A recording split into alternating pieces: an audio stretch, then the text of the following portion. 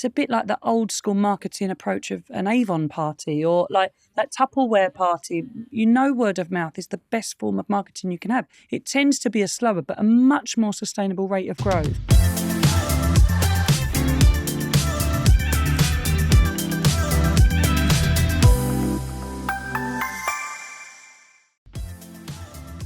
Have you ever wondered why some brands grow exponentially, building legions of passionate fans that live and die by their logos, and some, well, don't?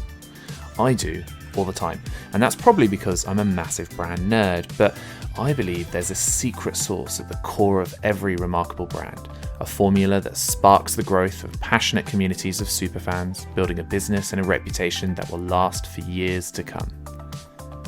In this podcast, we tap into the greatest marketing minds in the world as they share the exact tactics and strategies used to build the world's greatest brands, dropping actionable insights every brand builder can apply.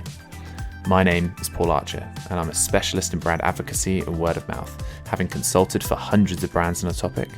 Co-hosting with me is the wonderful Verity, expert on the bleeding edge of social media. It's time to learn and build brand advocacy. Welcome to Building Brand Advocacy. My guest today, I personally feel needs no introduction, but that's me proper fangirling right now. I'm thrilled to be joined by the founder and CEO of the Instagram famous Never Fully Dressed, Lucy Aylen. Welcome. Thank you for having me. You're welcome. I'm really excited to talk to you today. Obviously, this podcast is all around sort of like building brands. Love to obviously delve into your story. And like I said, our listeners really love to hear about some of the tactics and how you've grown the brand so successfully today. But let's just start from, I suppose, the beginning in a way. Like, what can you tell us about the core ethos of Never Fully Dressed? Yeah, even when you're talking there, for me, I never set out with a business plan. I never set out to build a brand. That's been really recent for me. So when I say even the tactics, I'm thinking when you're not aware of something, when you're doing it early on, and as well, I started before Instagram. Do you know what I mean? So again, you're not conscious about social strategy, anything like that. It's hard to then recap and still be specific for the listener of giving that advice, because we're in a different world now to when I started. Yeah. I suppose it would have to be, because the brand is so me, it would have to be ethoses, if that's a word, or values of me as a person, and which were present in when I started, which are still present now, which would be work ethic. I think I'm so lucky we were raised, I'm one of five, as like just with a really good work ethic. So that was there. Similar to the values now, someone asked me the other day what I look for when I'm hiring. So all of those things. So work ethic, honesty, and I think that's so key to this conversation as well. And humour. I mean, someone that of enjoying, so relevant to building a business, enjoying the process and being able to laugh and enjoy it. Otherwise, that used to be a bit of a fear of mine, of being bored or remaining interested in the journey. So I think as long as you've got that outset from the beginning, then it's just quite interesting to see where the journey goes. Yeah, it's interesting. It just made me think then, like what you said around didn't really have a strategy, and obviously you were kind of born before the days of Instagram and social media. And I've been reading and seeing a lot of like sort of posts and articles recently around, not around, they're sort of saying brand love is dying, but actually it's more around the fact that brands are now having to sort of like rip up the social media rule books, because sort of like these algorithms come out, these changes happen every single day, and then brands are going, I need to do that now, I need to do this now, I need to do that. And actually brands are now starting to just become quite repetitive, and like we're seeing the same thing over and over. So for a brand like yourself that hasn't really got that rule book, like you said so many points there. I'm like, please, I'm trying not to interrupt. This is a new thing for me. So I'm like, remember that. Yeah.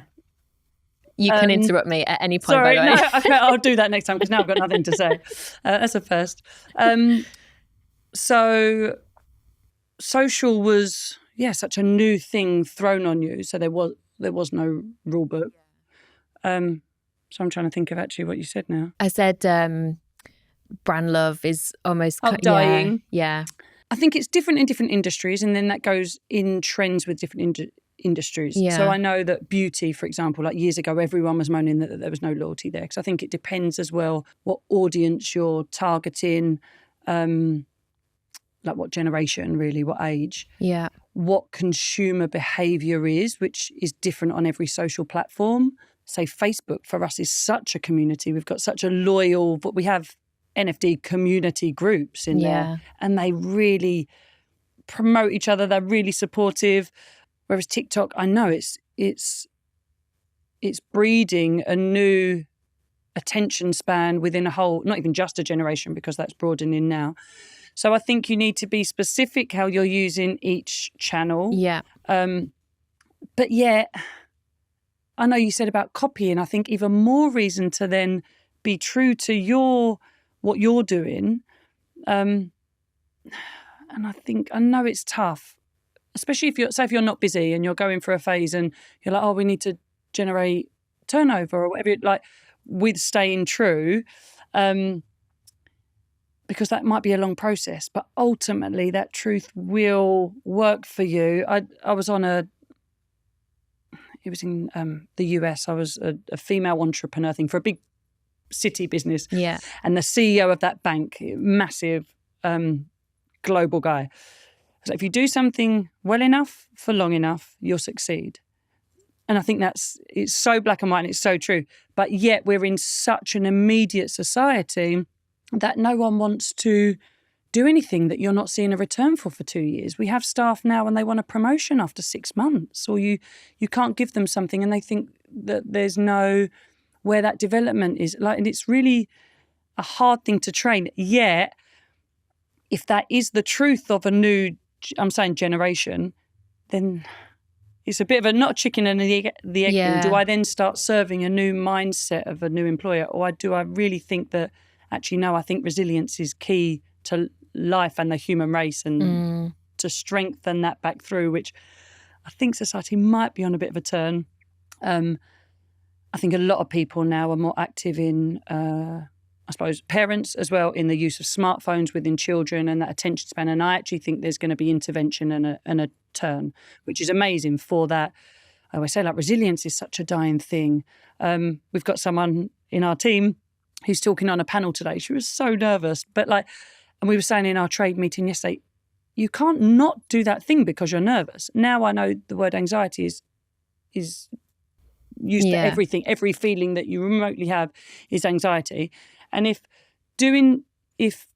something makes you feel anxious, the idea of how to not feel that is just not doing the thing, which is mental. So you're just going to keep not doing anything until we're hermits, isolated. So you have to do that. But now we're in, I do think maybe it's a trend over the last couple of years, and hopefully people are navigating through that now. But you have to do things that make you feel uncomfortable. And I say people use that word now, but actually it's just nerves, or it's stress, or it's something else that articulate in a different way, and learn to not. Sarah Blakely, the founder of Spanx, amazing. Learn to not be scared of failure either. If you're nervous about something, or something's making you anxious because of fear. Fear is the most crippling feeling that you can have. It makes you not go for anything, and you'll never get anywhere. I've gone on a real tangent now, haven't I? Sorry. So, yeah, it makes a lot of copying, I suppose, these algorithms and the no brand loyalty there. But I think that will only come if you're not the founder or the team or the inner people that are creating the brand, maintaining that brand, are not honest and all on the same page, because you can't deny that is true if it is there.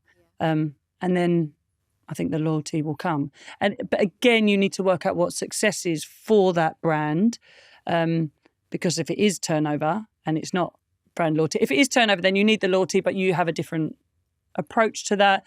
But if it's truth, then that small little bit of growth actually is more sustainable and it grows truer. It just might be a longer process, which, like I've just discussed, some people aren't into a longer path to get there. The longer term strategy. I mean, we talk about that a lot on this podcast, and you said so many interesting things there. And I think anxiety, and I mean, people sort of call it imposter syndrome, don't they? And it's like, but for me, like if I don't have that, if I don't feel that, then I don't think I'm growing as a person.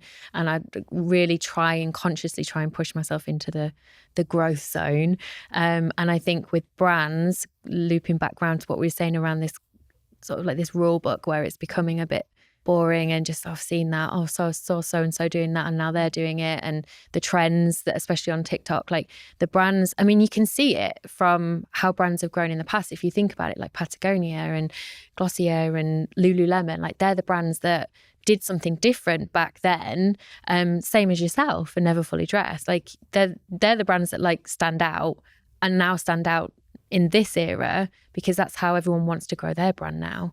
But actually, because they've kind of gone down that short-term hack way, it's even harder for them to kind of build that integrity and the truth that you've been talking about. I do think there's a shift because of all the changes with Meta and stuff, and that TikTok spike of stuff. Even that we're almost just seeing that trend come over into how we buy and our merchandising. Like we used to sell quite a even amount across our buy for that month, but then you were seeing big spikes and it's led by that.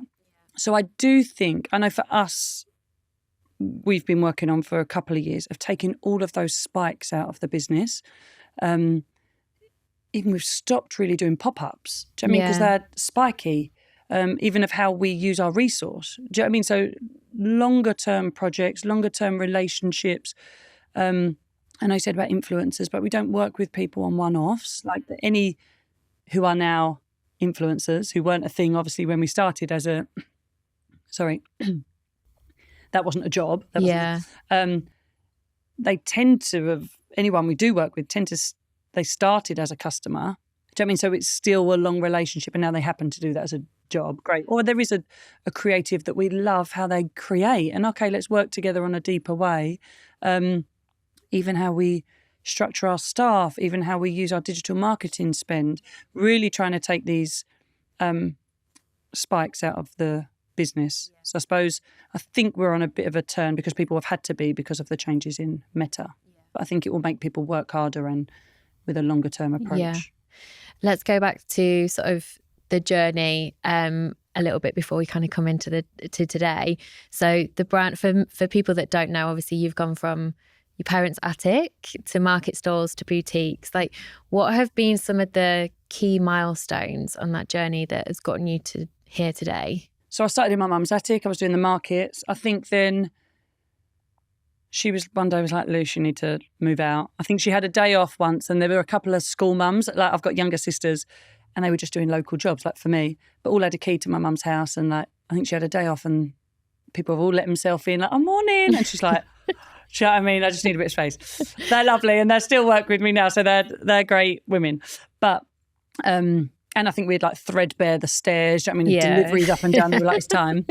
And we got a little store. I never wanted a shop. But for me, if the front of the shop paid for, like we used to do all of our fulfillment and that was our office as well. And that was great. But I suppose a sense of responsibility. So that was the first time I had that. Whereas until then, especially with e-com, you could close shop tomorrow, whatever stock you're sitting on, fine. But there's no real commitment.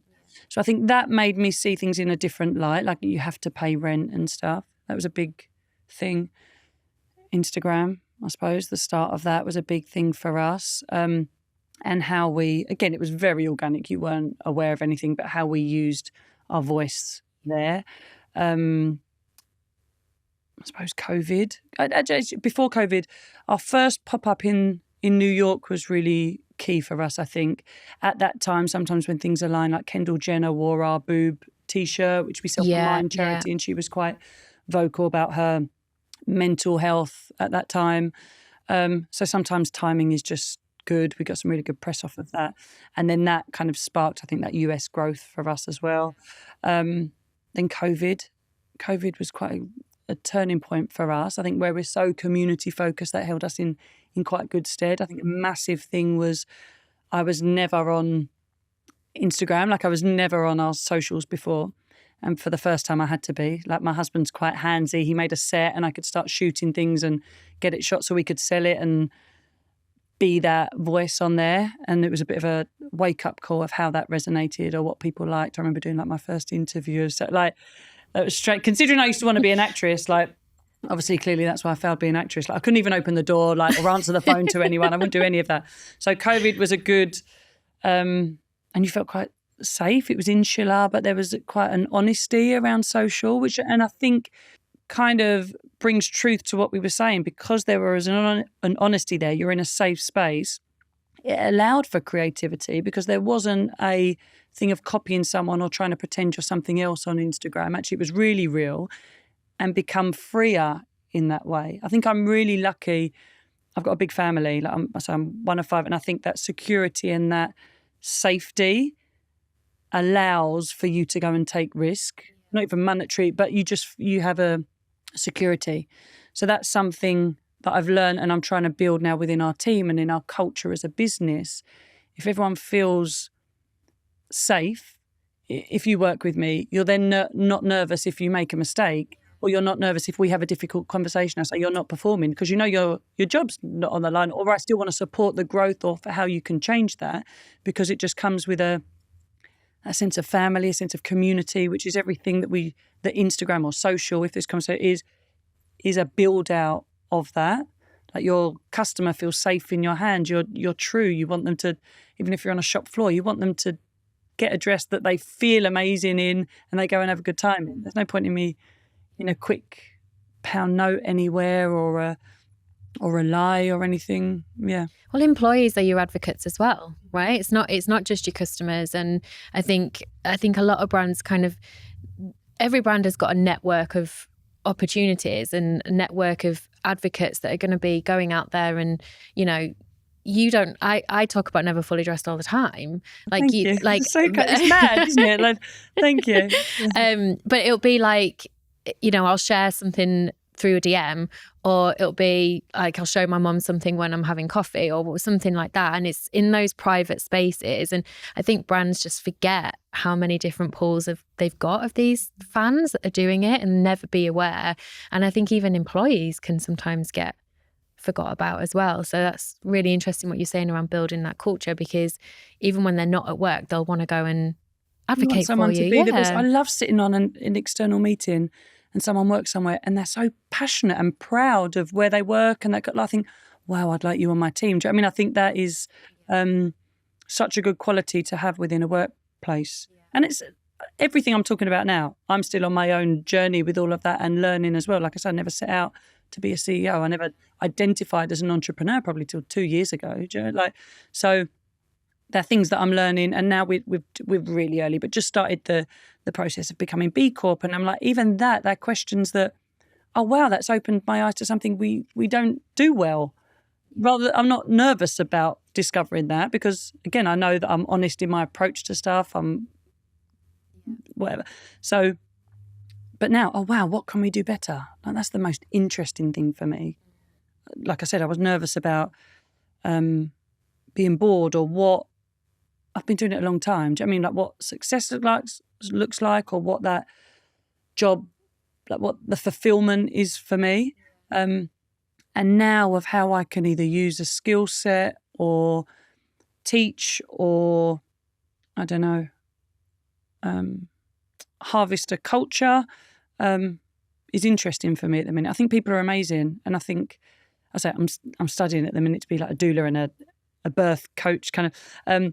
I think women are amazing, and so many don't know that or realise that, and then that brings out either a nervousness inside of them, or you're unsure, and then that brings out not good in anyone. Like I said, whether it's fear or, like if I'm nervous that I've seen you in a coffee shop, so I'd almost ignore you, and then you think I'm really rude, but no, I was just really nervous. Like, so I think that safety just brings out the best in someone. It's fascinating. I mean, I wish this podcast was about childbirth right now, because I'd love to dive into that. Sorry, I just find it fascinating. And I was like, when I'm learning, I'm like, I'm either going to end up qualified or pregnant, because I'm like, how can I not put all of this into practice? I just love it. I think it's so amazing. And there's studies, the stuff I'm reading now on even just our society's mindset about pregnancy and women, and then how that affects your childbirth. And that journey actually affects the mentality or how the birthing person is treated in that, affects the whole society. It's so interested and, really affects us as a society massively. Yeah, we'll talk about it Yeah, on Fair. yeah, next I love one. it. I did hypnobirthing and it really opened my eyes. That's amazing. So, yeah. But even, I did it, but even on studying it now, I'm like, oh my gosh, it's amazing. Okay, so those milestones, what were some of the most challenging aspects through all of that? I think all those things that now I'm saying I'm in that process of learning, but actually when I haven't had those or the awareness or, staffing, I don't find that a challenge now because I think I'm much more open to either difficult situations or learning or that process. But I think I wasn't that. And I haven't worked for I was a waitress, do you know what I mean? But I haven't come through, I haven't really been a true employee on a career path, as a waitress. So I think I wasn't at that stage. And I think we came out of COVID a different size business to what we went in. So, and I think that whole employment sector just changed so much in that time. All the power was in the employee's hand. Flexi working was a new, do you know what I mean? My parents had businesses in the 80s. Like, you came to work, you got paid. If you didn't come in, you didn't get paid. Like, it was very, so that working through that was not fun for me at times. And I'm saying it's so personal, especially when you own the business and someone hasn't been mentored right, either by a manager or by yourself directly. And if you've not managed that manager to do that, like, it's personal. You're dealing with people's lives. I think that's been tough. And a realisation probably that not everyone's that nice, or do you know what I mean? And actually you're not going to be everything for someone. And social media, as amazing as it is that we're saying as well, equally things can spiral. Someone has an opinion of you which might not be just, but that person can be very vocal on social.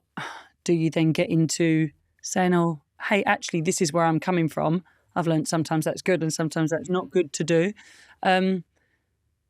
Sometimes it's good to keep quiet. So all of those lessons, I found that tough. Hey, it's me again. This podcast is sponsored by Doula, which is it's my company, actually. Doula is the leading brand advocacy platform used by the top retail consumer brands, including Unilever, Charlotte Tilbury, Elemis, Loop, and about 50 more, to manage, measure, and scale their advocacy, member, affiliate, creator, and brand ambassador operations. The platform offers unparalleled scale for complex brands by automating 9 out of 10 of the standard advocacy management activities and allowing them to focus on arming their advocates with the right tools to tell the brand story and drive social commerce. They can grow faster for less. We only work with 15% or so of the brands we speak to, but we try and add value in many other ways, this podcast being one of them. So if you are a brand that's interested in this, maybe a large consumer retail brand, ideally you're doing $20, $30 million as a minimum, and you're pretty advanced on social and you need to know what the next stage is, then please get in touch. Email me, paul@duel.tech. That is paul@duel.tech, or Google duel.tech. Anything business-wise, I've found okay to get through. Like I say, if you're not doing well or if your cash pot's not great, like those things I find working and practical to work through.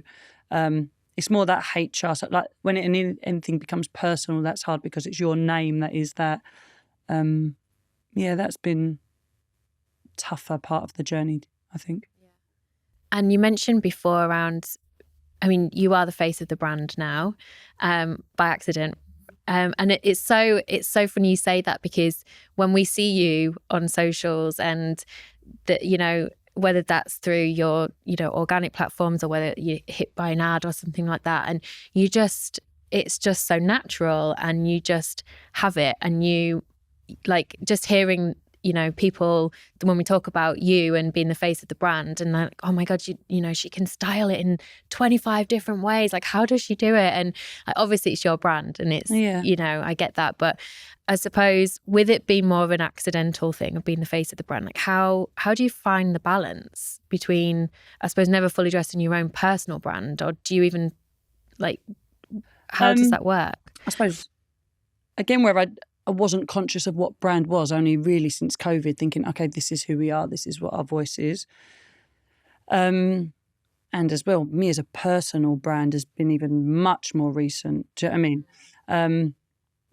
I think it got a little bit messy for me, obviously during COVID when e-commerce consumer businesses went crazy and you've got everyone in your ear, this is what your business is worth, this is what you can say. Because we've never had investment, so I own it. But for the first time, I'm like, oh, actually. And in some of those conversations, they were nervous that I was then the face of the brand. Because if I was to go or someone was to acquire the bit, like, and that was confusing for me because equally I knew of how I resonate, what I enjoy, but then trying to maybe build something that wasn't our truth and then didn't work. I was doing that for what someone else thought of it. So it comes back to that truth piece. Do you know what I mean? Actually, I enjoy this part and learning to enjoy a process of something. And this is where I am right now in how I deliver something or how I connect with people. I'm lucky. I mean, I was brought up on a shop floor, like in the markets in London. My mum could still sell you 2 left feet. Like, she's great and it's just natural and we enjoy it. Like, my mum genuinely thinks she's doing you a favour letting you buy that dress in the shop. Like, she loves it and she knows you're just going to have the best time in that and you're going to go out and everyone will be like, you look amazing. Like, so, and she's from a world where there's no manifestation. Like she doesn't talk like that. Do you know what I mean? But that's what she's doing in essence. Or so I think that's just really genuine. And I've always been creative. So making something into nothing. I remember my mum had a jewellery supply, this couple, and they gave me this sari fabric that I made into a prom dress. Do you know what I mean? And everyone's going to the expensive shop for £300. I'm thinking, what? Do you know what I mean? My mum used to laugh at me. I'd buy something new and go home and cut it straight away. And she's like, you've just bought that. Like, I'm like, oh, but this is how I want it to be. I'm happy buying that for now. So I suppose it's just, I'm creative and that's really natural and I'm passionate about, like I say, I think women are amazing. So if my delivery can help you realise that or make it accessible, I hate any form of elitistness. So actually, if you've got someone, I just find it baffling how no fashion week show anyone smiles. Like, you're wearing amazing clothes, you're being express that, or it's creative, should be fun. What an absolute privilege to work in fashion and do this as a job, like to be here. So that baffles me. So if we can bridge that gap and make things accessible for now going into more inclusive sizing, it's mad to see women in tears in our New York store that can have never been able to go shopping with their mum on their birthday. Like, it's just not been a thing. So I suppose I take that for granted. I suppose my only experience of that is if you're going in, you don't want to ask how much something is, like, because you kind of like all of that just takes any fun out of anything. So if that's what we're not here for, we're here for a good time, not a long time. I mean, that's the one thing that you can do. Just come and let's enjoy what we're doing. So having a normal conversation, do you know what I mean? And doing that through social and being able to do that with that many people is a privilege. I think it's a skill as well, like to get that fun element across, like through the screens as such. Like, you know, you can see it and you can feel it. And just so simply in like how you kind of put pieces together and you do just make it look fun. And it's great. I think it's about giving people I was literally just talking to someone now who's got a business, but like that whole thing of give someone a fish they eat for a day, give someone a fishing rod, like that, like give you the tools that, because everyone's body's different, everyone's style's different. You might buy that dress today, but actually want to wear it in 5 years in a different way. So give someone the tools and actually giving a bit like the thing with staff. Do you know what I mean? If you tell someone an answer, it's much less empowering than if you teach them how to work that out and then they can work everything out. So it's the same with clothing. Like I say, this is the look and you've got to buy that mannequin head to toe.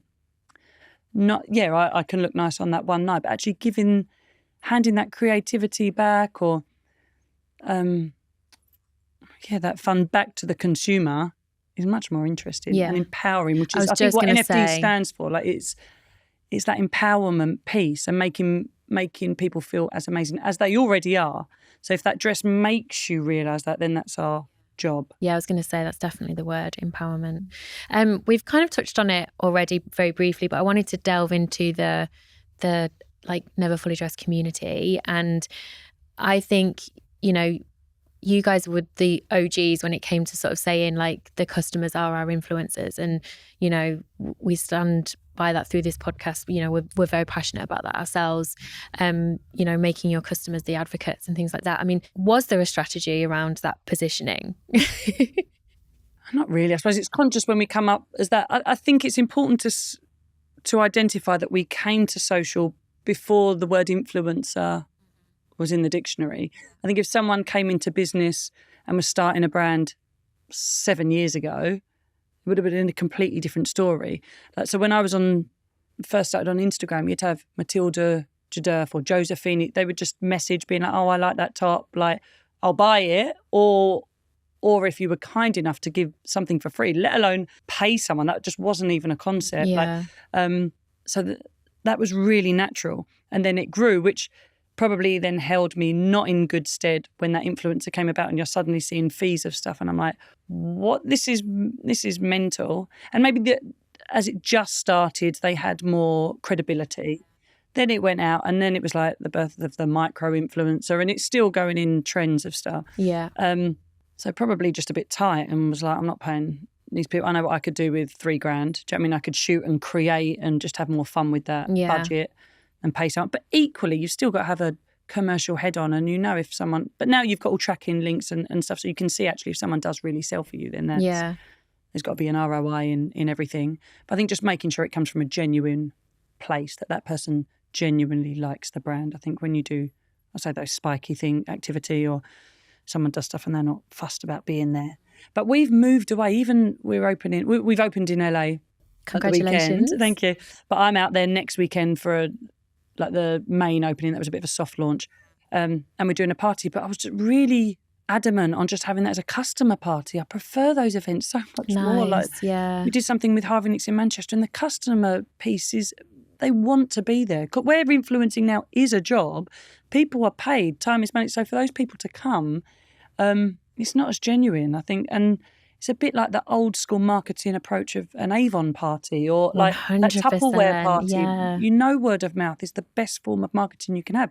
It will be slower, but you just need to take that on the chin. Obviously not if something's, but actually without, so things can go viral, but it tends to be a slower but a much more sustainable rate of growth. I mean, I think, you know, we're seeing articles now where they're actually advising us not to go viral. They're advising brands not to do that. And it's dangerous. You know, I forget it was someone who sold something on a Love Island. Do you know what I mean? And you sell out in a day, then you repeat, but actually they all might get returned. And then you invest in inventory, and it's not sustainable. No, and you don't see all of that aftercare, all of those costs actually. So when your profit, if that's not there, then they do. Do you know what I mean? Like the top turnover is vanity, profit is sanity kind of thing. So again, working out, but I think even investors, and if you're selling your business now, people want profitability. I'm lucky, again, my sister's in that world, so something in the ear. But there used to be a time where people just chased turnover and that was worth something to some people. But I think since COVID and war and the economy, now everyone just wants profitability. So there's no point in chasing that. You have to make sure, which again, having no investment has made us have a really strong discipline of that, because I used to have that mindset. It's out of my back pocket. Do you know what I mean? So it has to be profitable. And I suppose the community piece, like, have you had any sort of specific tactics to make your customers more? I mean, obviously the product and the way that you are, like you mentioned, like your Facebook groups and the community there. Like, what are some of the tactics Facebook there? group we have, so like we do Spitalfields still. So like where I first started, we still do the market. Do you? Last Sunday of every month. But there we sell secondhand, never fully dressed or pre-loved. So that it's just engagement, like engaging with the community. The pre-loved is a great scheme because you can sell to each other as well online now. So that encourages engagement or communication between the customers, community on Facebook, encouraging UGC, do you know what I mean, and how we use that and share that. We have no bots within our customer service team. Like we reply to every comment, every DM, every tag personally. So someone in the business has seen that. We are just about to introduce Refer a Friend. So, which I think again is so powerful. We have an amazing loyalty program anyway, so that should be spoke about within small friendship groups and stuff as well. But I think Refer a Friend's more active in encouraging that. There's actually a monetary reward for all of those referrals. So you can do it on a personable way, monetary. You can have different tactics within each Avenue. target, but everything you want to achieve out of that loyalty. I say we're doing a swap shop. Next week we're doing a yoga event. It's free, or you have to pay the administrative. Yeah. Do you know what I mean? A few pounds, but like it's a free event. Like stuff like that actually reward, like give back to the community, even if it's in time, if it's in a freebie or whatever it can be. All amalgamation of all of those things has to feel genuine, and for them to be part of that journey. So a lot of people, again, maybe it's a trend, but do that BTS or bring you on that journey with them. But people are much more invested in it, and I'm always amazed to see, like, I feel like people are really supportive of me personally. Like, love seeing you do. I'll get a call out of the blue, just being like, "Mate, like you're doing amazing." I'm like, "Oh my, that's so nice." So, like that's a lot to do that for someone. But I think people really feel on that journey with you. Yeah, 100%. It's about bringing them in, isn't it, and making them feel part of the journey. But they are. Yeah. I think even your word in there, it's not about making them feel like they are part of that. I've got customers now who used to shop with me at Spitalfields. Like, they are the journey, and like if you didn't have them, I guess pretty obvious. Like, there's no business. So they are who you're making product for. How far in advance do you kind of like plan out or think about, like, we've spoken before about like how this era of social commerce like just changes so quickly, and kind of like the space that we're in, it's quite scary to think about, especially with the platforms and the commerce side of it, and where's it going. And obviously AI is a big thing. Like, do you... I'm showing my age here. That's where you employ really well.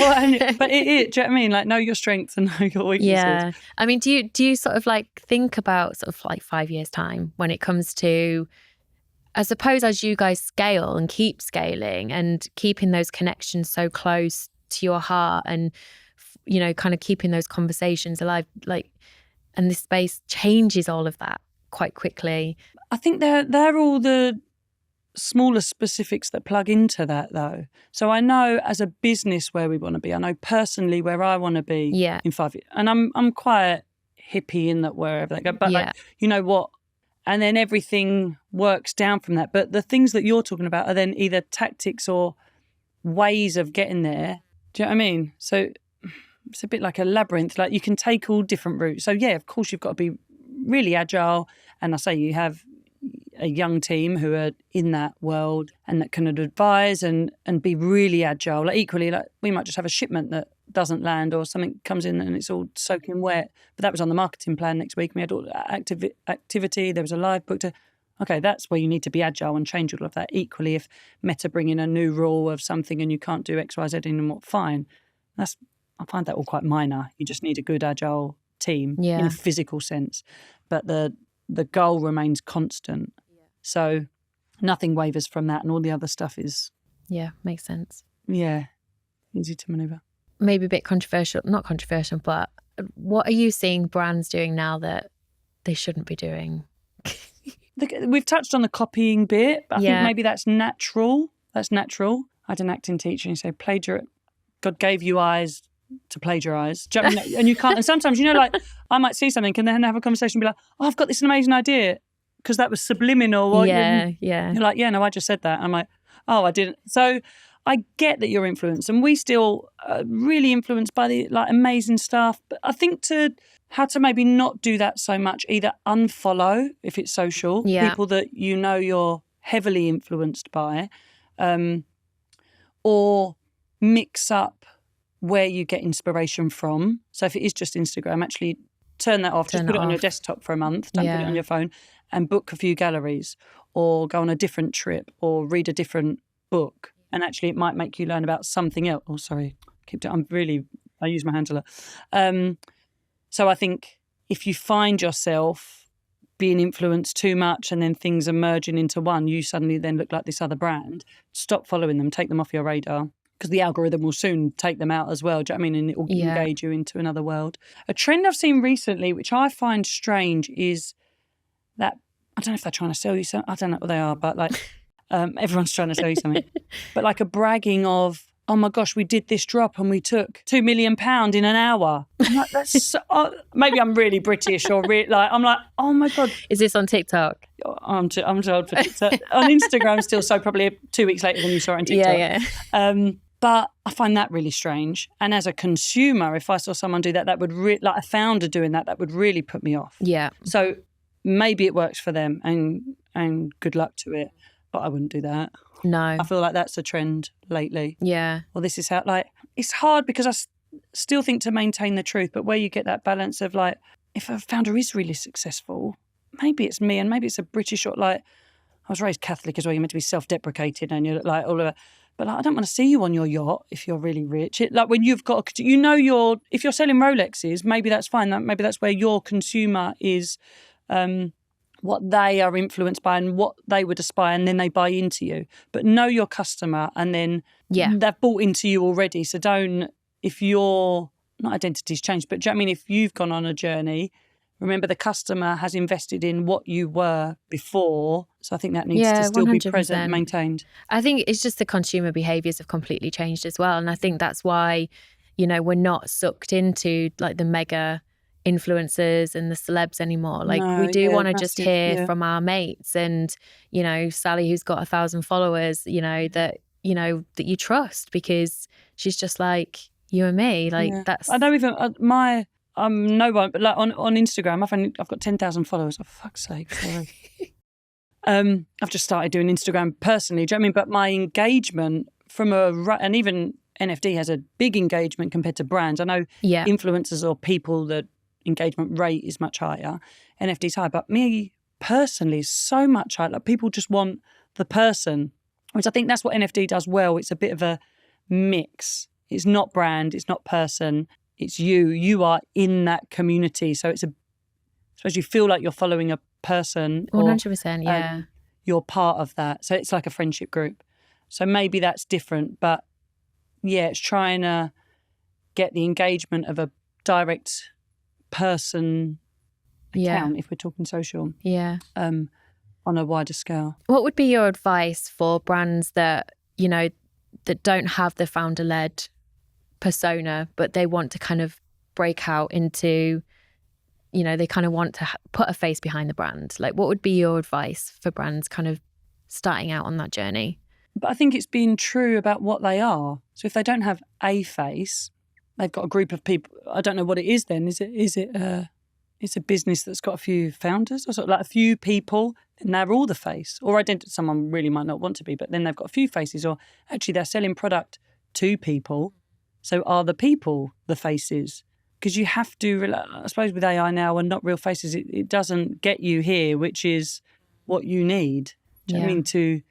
For any marketing to work it's an emotional connection.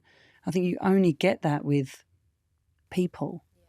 Do you know what I mean? So, like if we did this on Zoom, it'd be so much less engaging than us sitting here. So you have to identify what connects. Or you're really clever. I'm just thinking out loud here, or you're really clever and get the thing to make them connect with their community. If I'm trying to sell something, it's how that could be, say you're a mum and it's something that helps you connect with your kids. So the creative is still around that connection. Yeah. But that person might not exist within that current business. Yeah. But there's a person buying the product and how it makes it good. You've got to remember as well, what you're selling is always, everyone is the hero of their own story. What you're selling needs to add to that. The thing that you're selling is not the hero of anyone's story. So you've got to be clever in how you're selling that. It's got to add to this person already. So you've got to make that thing help that person realise those connections or whatever it is. So there's got to be a connection there. Yeah, I love that. It might not be that person, the founder. Love it. And lastly, Lucy, what's next for Never Fully Dressed? Really enjoying us. I feel like we're in a really good place. I'm really enjoying it. So I think that naturally then flows into the business, really bringing up, I was looking for a COO at one point and actually my direction, I had a bit of a mentor or something. actually identifying all of those qualities that would make up a CEO that I've already got in the team. So really building up the team. Yeah. It's more fun. I say creative, like giving them the tool. Actually, it has a bit of freedom for me. It's quite liberating because it's not just me. Do you know what I mean? Although I'm the face, that there is that whole team. So that's in a structural point. I suppose we've just opened LA. I think we'll open Miami by the end of the year. Oh, wow. And then we can have a break. But I think the US, just building that community that we have here, building that in a physical sense there. And Miami's so colourful and just fun. I think that energy there is great for us. We're working in the US is quite a key piece for us in the business. So just launching with a few partners there. We've just launched with Newly, like a big rental company in the US. So that's the first time we've done rental. And it's in quite a big way with them in the US. Pre-loved is really fun. So we're doing a swap shop in East London at the end of the summer. So again, just really encouraging. That's always been me. I used to be taking the pee out of for shopping secondhand, and amazingly, it's cool now. So just really encouraging what part we play in circular fashion and just trying to do a little bit better today than we did yesterday. Yeah. We'll have you on next year because I'd love to hear around taking the community here and you sort of like putting that in place in the US as well, because I know so many brands that are trying to do that as well. Yeah, it's been quite organic for us, which I think I feel safe in that journey. Yeah, and enjoying it. And building up now for us, like, okay, the business has got to run, otherwise you can't think of more romantic ideas. But I think that's sweet. So yeah, looking at how we use our voice, what other community project. I know we've always done a lot of charity stuff and who we support, but how we can maybe amplify that now. I think we're at that kind of stage of strategy. Yeah. Love it. Thank you. This has been awesome. Thank you so much. Thank you very much. It's great to have you. And if anyone wanted to connect with you, where's the best place to find you? I'm on Instagram, so Never Fully Dressed, or I'm Lucy Aylen 7, I think. Lucy Aylen was taken. You'll find me on the NFD bio. Instagram's probably best, on DM on there. Yeah. Amazing. Thank you so much. Thank you. Thank you for having me. That was another episode of Building Brand Advocacy, the world's top brand building podcast. To find out more about building brand advocacy and how this podcast is part of a bigger plan for our brand building cookbook, then make sure to search for Building Brand Advocacy in Apple Podcasts, Spotify, Google Podcasts, or anywhere else that podcasts are found, and make sure that you click subscribe so you don't miss any future episodes. Thanks to Duel for sponsoring. To find out more, go to www.duel.tech, that's duel.tech. And on behalf of the team here at Building Brand Advocacy, thanks for listening.